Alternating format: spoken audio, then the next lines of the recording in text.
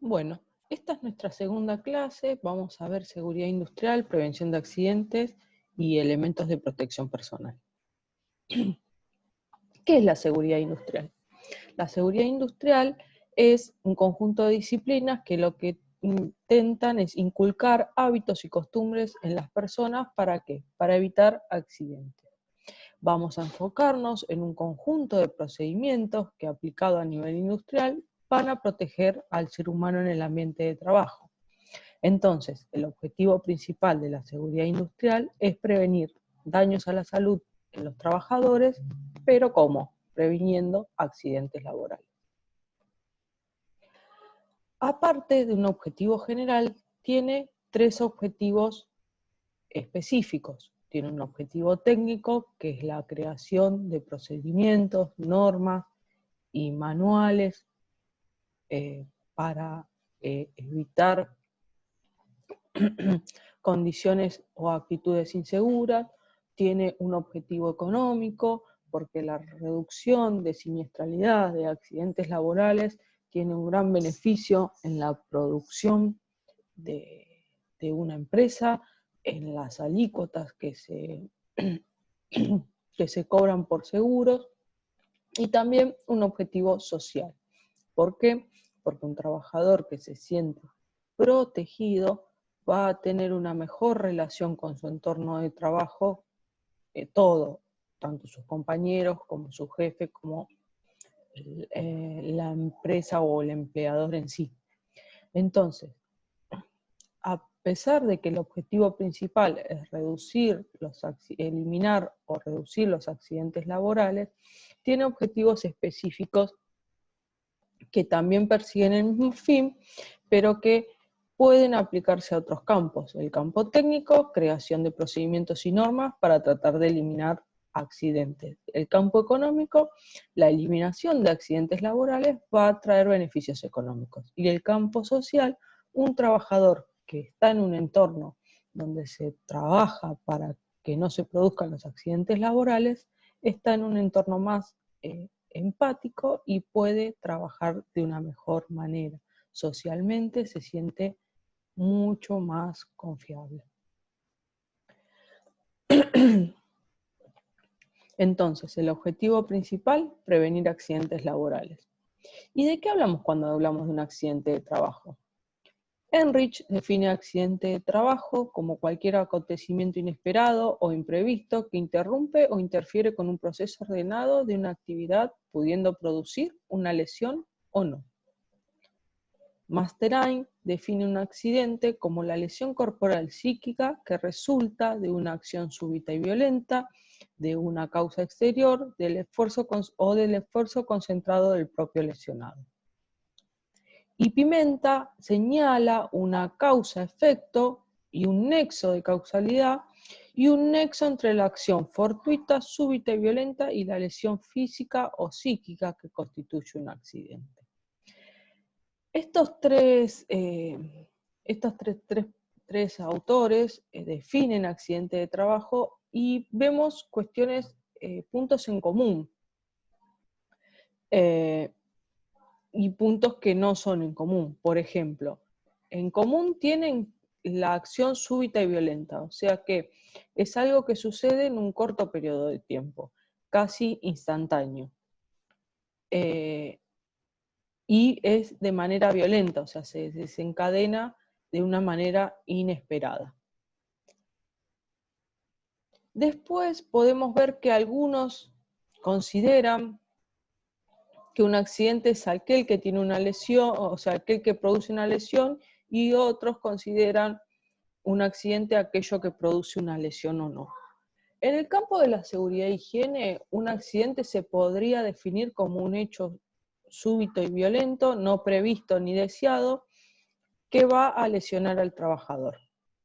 Aquello que sea un hecho súbito y violento, no previsto ni deseado, pero que no genera una lesión en el trabajador, se considera un incidente laboral. Entonces, para la ley de riesgo de trabajo, se considera accidente a todo acontecimiento a todo acontecimiento súbito y violento ocurrido por un hecho u ocasión de trabajo. También va a considerar un accidente de trabajo este hecho súbito y violento entre el trayecto del domicilio del trabajador y el lugar de trabajo, siempre y cuando el damnificado no haya interrumpido o alterado dicho trayecto. El trabajador podrá declarar por escrito ante el empleador y dentro de las 72 horas antes la aseguradora. Esto es importante que lo tengan en cuenta. Uno tiene 72 horas para declarar el accidente a la aseguradora de riesgo de trabajo.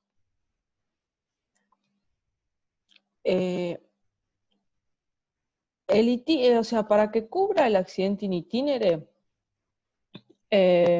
puede cubrirlo cuando se modifica el trayecto desde la casa hacia el trabajo, desde el trabajo hacia la casa, por razones de estudio, por concurrencia a otro empleo, o por atención de un familiar directo y no conviviente, debiendo presentar, un familiar directo enfermo y no conviviente, debiendo presentar el pertinente certificado requerido al empleador dentro de los 3 días hábiles requeridos. O sea, si voy a cuidar a un familiar directo que está enfermo, si voy a estudiar o si me voy a otro trabajo, tengo que declararlo ante mi empleador y voy a estar cubierto.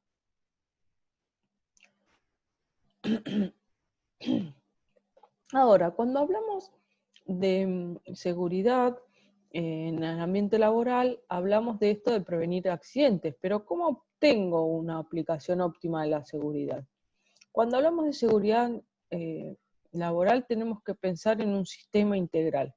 Y este sistema integral va a tener en cuenta a los trabajadores, a los mandos medios y a la empresa en sí, o mandos superiores. Entonces, para que la seguridad funcione, tienen que estar trabajando todos con el fin de prevenir daños a la salud de los trabajadores y prevenir accidentes de trabajo.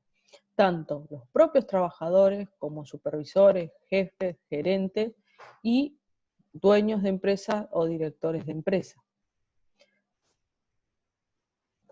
La resolución 905 del 2015 de la Superintendencia habla que las funciones del Servicio de Seguridad e Higiene es elaborar un programa de higiene y seguridad en el trabajo como parte de un programa de prevención y definir objetivos que surjan del mapa de riesgo de enfermedades profesionales. Esto es importante, ¿por qué? Porque se debe conocer todo lo que sucede dentro de una empresa, todas las líneas de producción, todas las actividades que se realizan para establecer el mapa de riesgo que se va a incluir dentro del relevamiento general de riesgos laboral. Este relevamiento general de riesgo laboral es una documentación que tengo que entregar a la ART. ¿Por qué? Porque tengo que entregar los riesgos y también la nómina de los personal expuestos a agentes de riesgo, el análisis y la evaluación de riesgo. O sea, fíjense que un control fundamental en los ambientes de trabajo es poder conocer qué pasa en la empresa. Es difícil para un servicio de seguridad e higiene poder conocer todos los aspectos de una empresa. Ahí necesito la ayuda de quienes, de los trabajadores, de los supervisores, de los gerentes. ¿Para qué? Para que puedan asesorarme en aspectos fundamentales del funcionamiento de la empresa y que el trabajo de la seguridad e higiene no funcione con el normal funcionamiento, pero que el normal funcionamiento no se dé de manera que optimice el hecho de tener accidentes. O sea, quizás para que la persona de seguridad e higiene no interfiera en un proceso, no se lo asesora sobre este proceso y esa falta de intervención es la que puede generar una fuente de accidentes laborales. Y en el programa de seguridad, ¿quién va a participar? Y van a participar todos. ¿Y qué rol va a cumplir? El que establezcan los mandos. O sea, en ese mismo programa se va a establecer roles definidos. ¿Por qué? Porque la seguridad e higiene puede cumplir ciertos roles, pero otros no. Por ejemplo, la compra de elementos de protección personal no depende de seguridad e higiene. Sí, la seguridad e higiene tiene que definir especificaciones técnicas sobre el producto que debe comprarse, pero no tiene el poder de realizar la compra. ¿Cómo se va a poner en funcionamiento? En coordinación para su total desarrollo. Debería coordinar este programa de seguridad el Departamento de Seguridad e Higiene o la persona que se encargue de seguridad e higiene, y que integrará también a los trabajadores. Es importante que los trabajadores sean parte activa de este programa de seguridad. Y debe tener un total apoyo de los mandos gerenciales, los directores o los dueños de la empresa. Esto es muy importante porque cuando se hace política de seguridad en una empresa desde el dueño de la empresa, es más fácil tener llegada a todos los actores de esta empresa y que puedan entender de qué se trata la seguridad en el trabajo. Ahora, cuando hablamos de accidentes laborales, hablamos de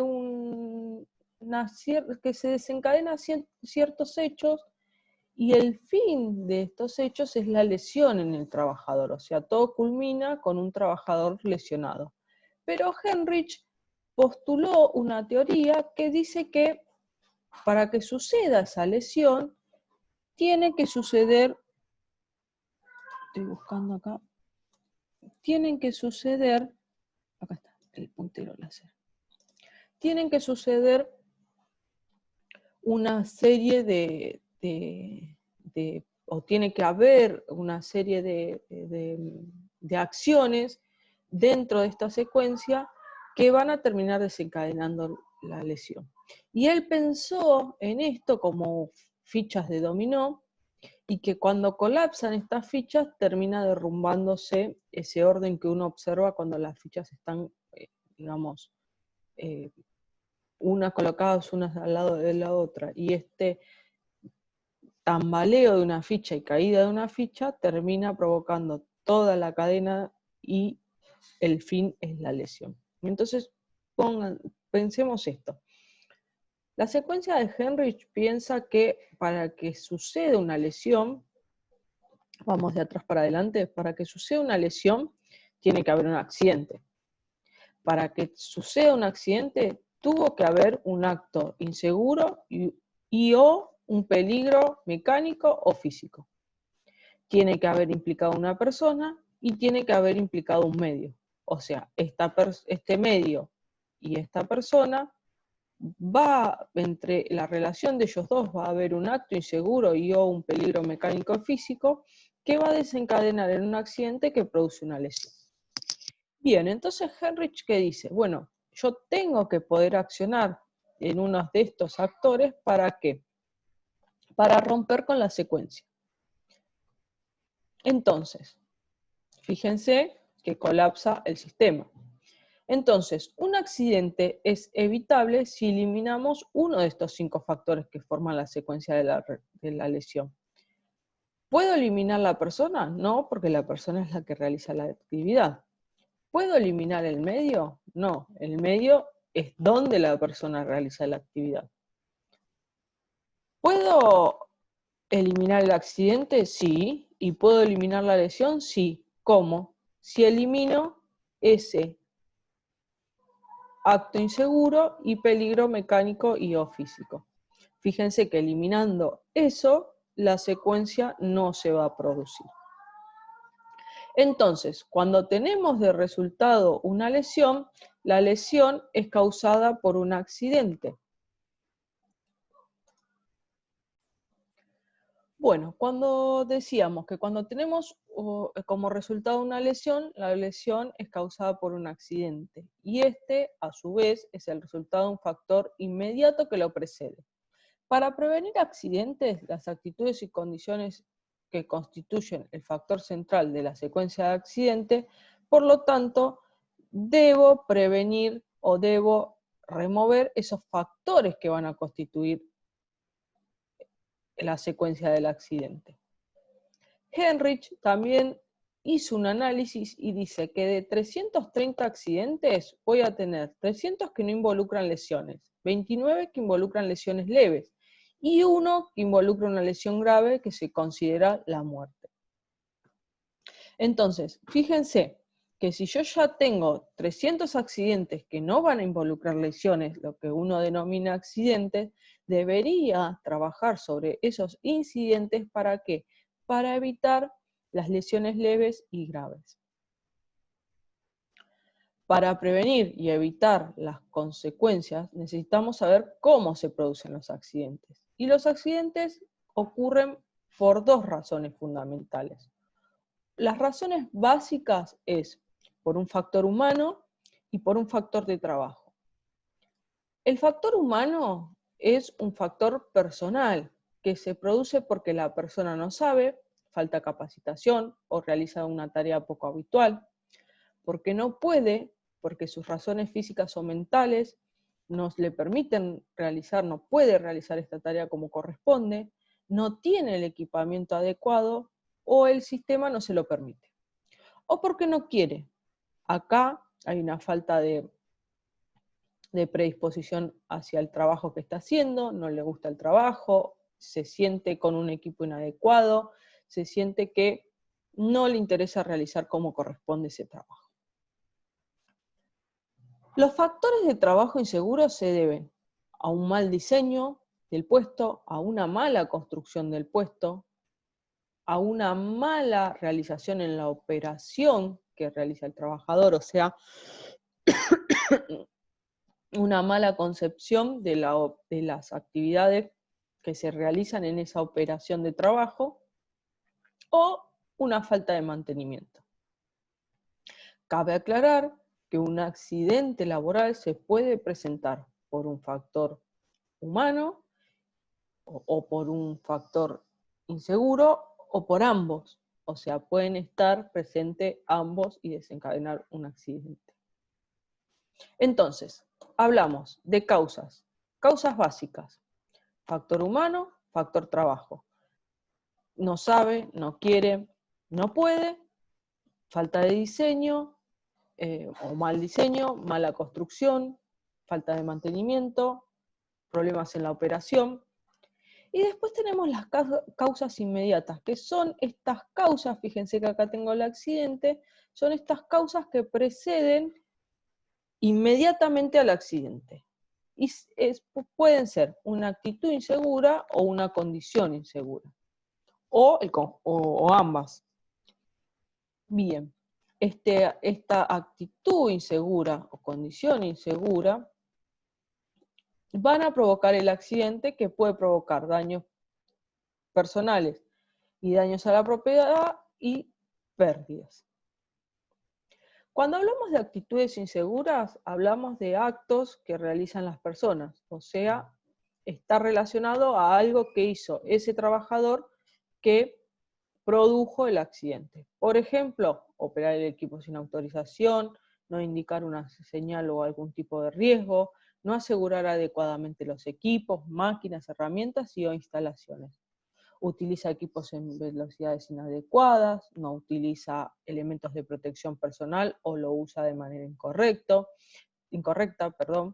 tiene una incorrecta manipulación, levantamiento y almacenamiento de carga, realiza un mantenimiento de máquina de manera inadecuada, por ejemplo, cuando el equipo está en funcionamiento, realiza bromas, juega o corre en los puestos de trabajo, o trabaja con influencias de alcohol o droga. Las condiciones inseguras están relacionadas con el lugar donde uno trabaja, o sea, sobre el ambiente laboral. Bueno, retomamos entonces. Decíamos que las condiciones inseguras están más ligadas a el ambiente donde se realiza la actividad y se termina provocando el accidente. Por ejemplo, las instalaciones de máquinas o equipos y herramientas tienen de manera deficiente o no tienen el resguardo que proteja contra el riesgo. Tenemos instalaciones, máquinas, equipos o herramientas que tienen de manera deficiente o no tienen mantenimiento. Áreas de trabajo muy pequeñas, sistemas de advertencia de alarma como luces, sirenas que no funcionan o lo hacen de manera deficiente, desorden o falta de limpieza, condiciones ambientales peligrosas, condiciones que originen incendio o explosión, iluminación deficiente o excesiva. Entonces, cuando nosotros hablamos de causas inmediatas, pueden ser causas generadas por la persona, pero también causas que son generadas por el ambiente laboral. Por las personas, actitudes inseguras. Por el ambiente, condiciones inseguras. Fíjense, esta es la descripción de un accidente de una bobinadora continua que se utiliza en la fabricación de papel. Está compuesta por un eje llamado barra de pope, y en uno de sus extremos posee una cruceta de forma de moño para evitar el desplazamiento de la bobina de papel. En el presente caso, para el recambio de la barra de pope, una vez completa la última bobina de papel, se había utilizado un autoelevador debido a que estaba roto el puente grúa. Para facilitar dicha maniobra de recambio, la barra de pope había sido rotada de su posición normal, o sea, se puso al revés. Esta nueva posición obstaculizaba la zona de circulación peatonal entre el tablero de control y el tren de bobinado. Un trabajador caminaba por la zona de circulación cuando su pullover fue enganchado por este moño, produciendo el aprisionamiento por torniquete y provocándole severos golpes con las distintas partes de la bobinadora que continuaba girando. Sus compañeros intentaron sacarlo, tironeándolo, pero no lograron desprenderlo. Recién pudieron liberarlo cuando detuvieron la máquina. El accidentado fue trasladado a un centro asistencial, pero debido a sus graves lesiones internas sufridas en la zona abdominal, falleció horas más tarde. Y acá hay una foto, digamos, de la descripción del accidente. Ahora, si uno vemos, si analizamos este accidente, del trabajador que sufrió la lesión, no hubo ninguna actitud insegura. ¿Por qué? Porque él iba caminando por un pasillo de circulación. Sí hubo una actitud insegura de aquel trabajador que colocó la barra de pope de manera invertida, sabiendo que quedaba menor espacio en el lugar donde circulaban las personas y este moño generaba un riesgo para las personas que circulaban. Ese trabajador que tuvo la actitud insegura, que colocó la barra de pope al revés, su actitud insegura es no realizar la tarea como está prevista. Seguramente en algún procedimiento estaría explicado cómo debe colocarse la barra. Entonces, ¿por qué hizo esto? Y no lo sabemos, puede ser por falta de capacitación,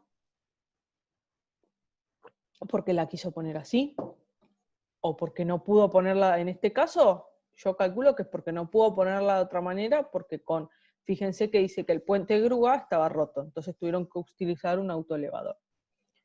Bien. Pero también hay una condición insegura. ¿Por qué? Porque este moño no tiene resguardo, entonces la condición insegura es una falta de resguardo. Otra condición insegura es que, en este caso, aparte de no tener el resguardo, fue colocado una pieza que podía producir un riesgo, en este caso una pieza que giraba, cerca de un pasillo de circulación. También otra condición que se dio fue la falta de mantenimiento que produjo la rotura del puente grúa. Entonces fíjense que hay varias cuestiones a analizar, tanto condiciones inseguras como actitudes inseguras. Y no siempre, o no solamente tengo que analizar la del propio lesionado, sino tengo que analizar todas las actitudes inseguras y condiciones inseguras que produjeron ese accidente. Y acá pueden ir implicadas otras personas, como en este caso. Vamos a ver otro ejemplo. Esto es una descripción de obra. En una obra en construcción de 8 pisos, 2 trabajadores estaban armando una estructura de madera para sostener un aparejo superior de una noria, un equipo para izar. Uno de los trabajadores que se encontraban en la terraza, otro en el piso inferior del 8º, sostienen un puntal de madera de aproximadamente 4,5 metros de largo, que integraría el soporte de la estructura formando un ángulo de 60 grados con las puntales. El trabajador del piso inferior, que se desliza con el puntal que sostenía en la mano, y al no soltarlo pierde la estabilidad y cae al vacío hasta la planta baja de la obra. Y fíjense que acá está el trabajador que está armando la estructura y este sosteniendo el puntal. Bueno, este trabajador pierde la estabilidad y cae al vacío. Acá ya vemos actitudes inseguras, ¿por qué? Porque estas personas no están trabajando con los elementos de protección personal. Vemos condiciones inseguras, ¿por qué? Porque no hay elementos de protección colectiva. Entonces, fíjense que se tiene que analizar todo, y ya con solamente mirar la foto ya sabemos que este se va a caer, porque otra no queda en esta imagen. Entonces, ¿cómo podemos clasificar los accidentes laborales? Los accidentes laborales se clasifican en accidente laboral, aquel que produce una lesión inesperada ocurrida por la actividad laboral realizada, comúnmente en el puesto del trabajador. Hay un accidente que también es laboral, pero que se denomina en comisión, que es ese accidente que se produce de manera inesperada, ocurrido en el trabajo, y por una actividad laboral no común o en un puesto atípico. Por ejemplo, una persona que trabaja en otra sucursal, o sea, hoy trabajaba en una sucursal, mañana la mandan a otra, que rota de puesto por falta de que hay un trabajador, lo cambian de puesto y sufre una lesión. Después tenemos el accidente itinere, que este accidente es el que se produce entre el domicilio del trabajador y el lugar que trabaja o viceversa. Cabe aclarar que en este accidente no hay una cuestión de tiempo para la cobertura del mismo, sino que hay una cuestión de que el trabajador debe declarar cuál es su domicilio y cómo se dirige hacia el trabajo. Por ejemplo, si va en colectivo, si va en bicicleta, si va en auto, si va en colectivo, qué línea o qué líneas de colectivo puede tomar, si va en auto, qué auto utilizaría, o una moto, bueno, tiene que declarar todo esto, porque esto es importante ¿para qué? Para evaluar el trayecto que realiza el trabajador y evaluar si ese trayecto que está realizando no se ha visto modificado. Y después tenemos una clasificación de incidente, que es un hecho súbito y violento generado en el ámbito laboral, pero que no va a generar una lesión. ¿Se cuantifican como siniestralidad los incidentes? No, pero son importantes reportarlos. ¿Por qué? Porque si yo trabajo sobre el incidente, puedo evitar que se produzca un accidente. Otra función del Servicio de Seguridad e Higiene es evaluar o realizar investigaciones de accidentes laborales. ¿Por qué? Porque yo primero tengo que trabajar para que no suceda, pero si yo tengo la mala suerte de que sucede un accidente que produce una lesión en una persona, tengo que realizar una investigación de ese accidente, primero para remitirlo a las autoridades, tanto la RT y la RT realizar un reporte a la superintendencia, pero también ¿para qué? Para analizarlo y poder llegar a esas causas básicas e inmediatas que produjeron este accidente y trabajar para que no vuelvan a estar presentes y no suceda nuevamente un accidente con las mismas características. Entonces, la superintendencia recomienda realizar un estudio, una investigación de accidentes por un método que se llama árbol de causa. recomienda documentarlo, registrarlo, firmarlo y guardarlo. Y el resultado de esta investigación deberá ser comunicada de forma fehaciente al empleador o a quien designe para tal función, a los efectos de que tome conocimiento de la misma. Dentro de estos resultados también se aplican las recomendaciones para evitar que suceda un accidente con las mismas características. Cuando se realice una investigación de accidente de manera eficaz, nunca se va a volver a producir un accidente con esas características. Cuando hay un accidente siempre tengo que hacerme 7 preguntas básicas. ¿Quién fue lesionado? ¿Dónde se lesionó? ¿Cuándo ocurrió el accidente? ¿Cómo ocurrió el accidente? ¿Cuáles fueron las causas?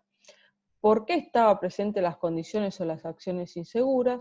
¿Y de qué modo puede evitarse un accidente similar? El árbol de causa va a ser un método resultante, un procedimiento científico que va a permitir confrontar los hechos de manera rigurosa. Acá yo tengo que preguntarme, luego de recolectar datos, qué tuvo que ocurrir para que este hecho se produjera. Y empezar a recabar datos y empezar a construir el árbol desde el accidente hacia atrás, llegando a todas las bases. Tengo que tomar datos, investigar, identificar el problema de fondo, luego emitir conclusiones y un plan de trabajo para la mejora y el reacondicionamiento de los sectores para evitar nuevos accidentes. Los accidentes tienen costos.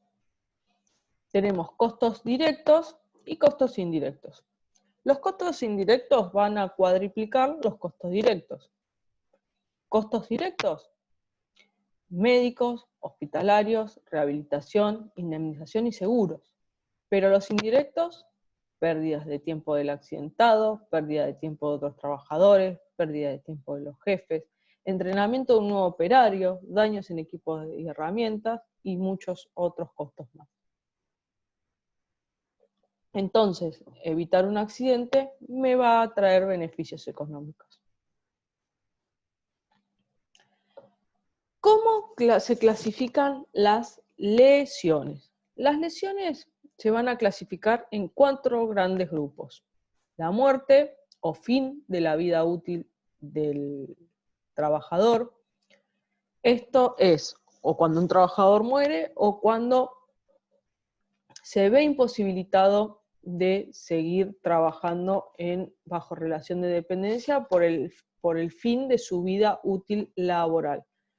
Por lo general se da por la pérdida de las funciones o de los órganos más importantes, por ejemplo, la pérdida de la audición, la pérdida de la vista, de ambos ojos, la pérdida de ambos brazos, la pérdida de ambas piernas. Es el fin de la vida útil del trabajador, que es la incapacidad permanente total. Entonces, muerte o incapacidad permanente total, estamos hablando de la muerte del trabajador o del fin de la vida útil del trabajador.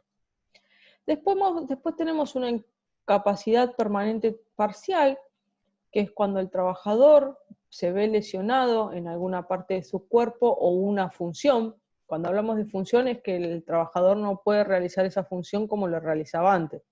O sea, imagínense, no puede realizar la fuerza en la mano que antes realizaba, pierde un porcentaje de visión de un ojo. Entonces es una incapacidad que le va a quedar de manera permanente, pero que es parcial. Acá el trabajador tiene que analizarse si tiene que ser recalificado y puesto en otro lugar de trabajo, va a poder seguir trabajando donde estaba, y se indemniza por esa incapacidad permanente parcial. Y el último grupo es la incapacidad temporal total, que por lo general es cuando un trabajador sufre una incapacidad, tiene un proceso de licencia por esa incapacidad y vuelve a trabajar sin ningún daño. Por ejemplo, una fractura menor, el trabajador se va a ir a su casa, se va a a tener todos los tratamientos médicos cubiertos, y luego obtendrá el alta y no le quedó ningún tipo de incapacidad, es una incapacidad temporal total. En estas lesiones incapacitantes no están cubiertas las enfermedades inculpables, o sea, enfermedades inculpables serían las comunes, una gripe, un resfrío. Fíjense que también dentro de estas incapacidades hoy en día, con la actualidad, está el tema del COVID. El COVID no está reconocido como una enfermedad profesional, pero sí es una enfermedad que puede generar una incapacidad. Si el trabajador, si el empleador termina determinando que la persona se contagió en su ámbito laboral, tiene que ser reconocida como tal y puede dejar incapacidades permanentes parciales o incapacidades permanentes totales. Bien. Tabla de imputaciones y en días. Fíjense que la amputación, que incluye todo, hasta parte del hueso, de distintas partes del cuerpo, van a determinar tabla de imputaciones en día. Estas tablas de imputaciones son importantes ¿para qué? Para los cálculos estadísticos que se realizan de los accidentes. ¿Para qué? Para poder analizar cómo una empresa va modificando su estructura de siniestralidad durante un determinado lapso de tiempo. Entonces, podemos analizar la tasa de frecuencia, o sea, con qué frecuencia se producen los accidentes. La tasa de frecuencia va a estar dada por n por 1.000.000 dividido t, donde la tasa de frecuencia, n es el número de lesiones incapacitantes en un periodo, y t son las horas hombres trabajado en ese periodo en exposición al riesgo. Acá cuando hablamos de horas hombres trabajado, hablamos del periodo que yo voy a cuantificar. Si cuantifico 1 mes, 2 meses, 6 meses, tengo que tener esas horas hombres de exposición al riesgo. Tasa de gravedad. Primero analizamos con cada cuánto suceden los accidentes, pero podemos analizar cuán graves fueron los accidentes que sucedieron en mi empresa o en mi puesto laboral. Entonces, voy a tener en cuenta los total de días perdidos reales e imputados, o sea, tengo que saber cuánto se imputa por tabla, las tablas que vimos anteriores, y incluir los reales. ¿Por qué? Porque a veces los reales superan a los imputados o no los superan, porque la persona puede volver antes a trabajar. Pero acá tengo que cuantificar total de días perdidos reales e imputados, dividido el total de horas hombre de exposición al riesgo. Y otro análisis más es el índice de incidencia, o sea, cuánto inciden esos accidentes en mi dotación. Y acá tengo que saber que los casos notificados en el periodo, por lo general es 1 año, dividido los trabajadores cubiertos por 1000, me va a dar la tasa de incidencia. Ahora, estos índices que yo voy a determinar, la tasa de gravedad, la tasa de frecuencia, la tasa de incidencia, por sí solo no dicen nada. Tengo que analizarlo en periodos de tiempo, o sea, tengo que analizar, por ejemplo, hoy, 3 meses para atrás, y dentro de 3 meses tengo que volver a analizar, y ir comparando cómo se va desarrollando, si crecen, si decrecen, si se mantienen de manera mesetada. Eso tengo que ir analizando, ¿para qué? Para poder ver cómo se está comportando la siniestralidad dentro de la empresa. Los promedios de días perdidos los puedo sacar con todo el total de días perdidos efectivos e imputados sobre el total de lesiones incapacitantes. O bien, promedio de días perdidos, tasa de gravedad sobre tasa de frecuencia. Medidas para minimizar accidentes. Algunas formas de actuar. O sea, ¿qué puedo hacer para minimizarlo? Puedo tener un programa de inspecciones. Entonces, por medio de de un layout, poder determinar qué es lo que debería hacer para tener inspecciones en el aspecto de seguridad. Entonces, fíjense, el supervisor planea la inspección, prepara una lista de verificación, efectúa la inspección, elabora un reporte de inspección, clasifica los peligros y determina las acciones. Puedo tener un programa de inspección. Puedo tener una lista de verificación. Esta lista de verificación me va a permitir, antes del uso, por ejemplo, en este caso son de máquina, que se realice lo que se denomina checklist o lista de chequeo. Fíjense que esto no es del Departamento de Seguridad e Higiene, sino que lo tienen que hacer los supervisores. Puedo hacer un informe de condiciones inseguras que se complete y se eleve ¿para qué? Para que el Departamento de Seguridad e Higiene esté comunicado de estas condiciones inseguras y pueda tomar acciones. También, acá ya no tengo opción, sino que debo hacerlo, debo confeccionar un manual de procedimientos que dentro de él esté incluido procedimientos de trabajo seguro para todas las tareas. ¿Y qué es un procedimiento de trabajo seguro? Un procedimiento de trabajo seguro es aquel procedimiento que tiene que tener incluido un análisis de trabajo seguro. O sea, tengo que cumplir con la estructura de un procedimiento más un análisis de trabajo seguro. Y este análisis se va a dar cuando yo analizo paso a paso la tarea que se hace. A cada paso puedo esbozar o puedo determinar cuáles son los riesgos, el o los riesgos que emergen de esta tarea, y a esos riesgos cuáles son o cuál es la medida o las medidas preventivas que tengo que tomar. Por ejemplo, vamos a ver. Un trabajador que estiva una tarima utilizando un montacargas de gasolina. Los pasos secuenciales son los siguientes.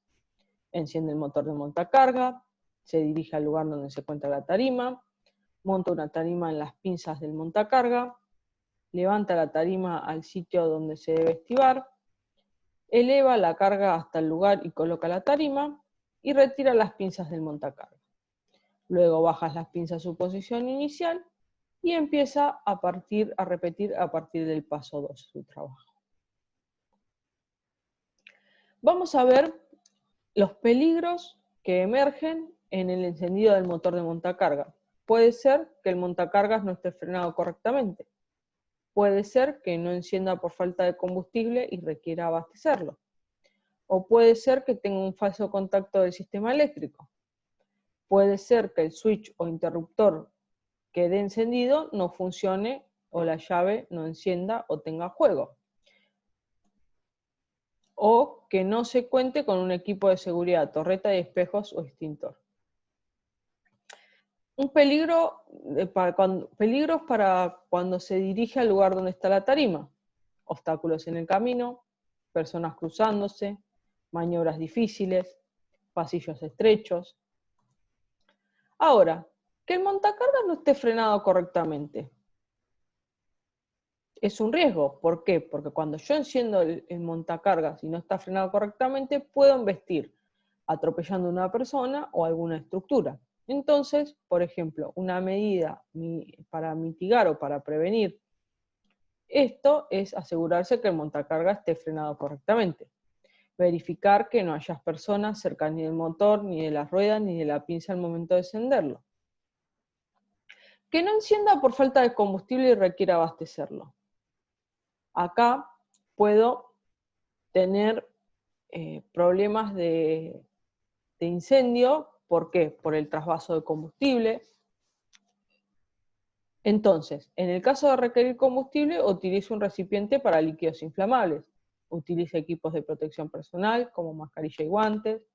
Asegúrese que la llave de encendido se haya retirado. Use un embudo para trasvasar el combustible al recipiente de depósito. Vacíe cuidadosamente el combustible para evitar derrames, y en el caso de que hubiera derrame, limpie completamente el motor antes de encender. limpie antes de encender el motor, perdón. Entonces, fíjense que es importante detallar los pasos. ¿Por qué? Porque de este análisis de paso a paso tengo que analizar los peligros que surgen, y de estos peligros que surgen, las medidas para prevenirlos. Bueno, acá tenemos otro.